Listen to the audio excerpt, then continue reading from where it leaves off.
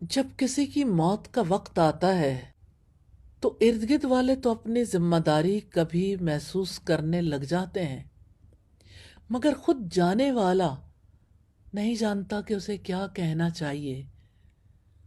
قریب المرگ شخص کو اللہ تعالیٰ سے مغفرت اور رحمت کا سوال کرنا چاہیے۔ ام المومنین سیدہ عائشہ صدیقہ سے روایت ہے، انہوں نے نبی کریم صلی اللہ علیہ وسلم کو آپ کے فوت ہونے سے پہلے کان لگا کر دھیان کے ساتھ سنا۔ آپ صلی اللہ علیہ وسلم اپنی پیٹھ مبارک کو میری طرف کر کے ٹیک لگائے ہوئے تھے۔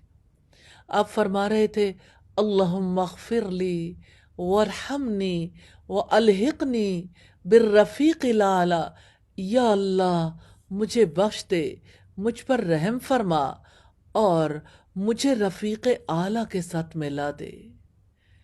قریب المرگ شخص اللہ تعالیٰ کی بخشش مانگے، رحمت مانگے، اللہ تعالیٰ کی طرف سے رحمت کی امید ہے، اور یہ اللہ کے رسول صلی اللہ علیہ وسلم کی وفات کا وقت ہے۔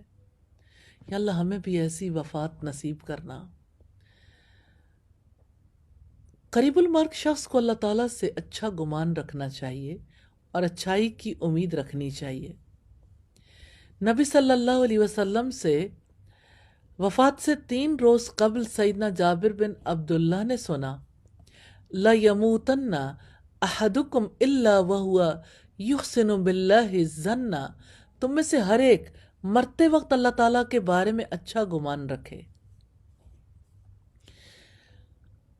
موت کا وقت بڑا سخت ہوتا ہے، اس لیے قریب المرگ شخص کو اللہ تعالیٰ کی تقدیر پر راضی رہنا چاہیے، صبر کرنا چاہیے، ثواب کی نیت رکھنی چاہیے۔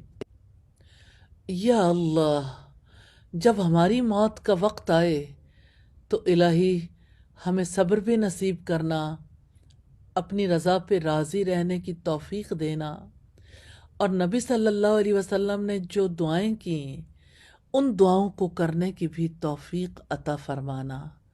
آمین ثم آمین۔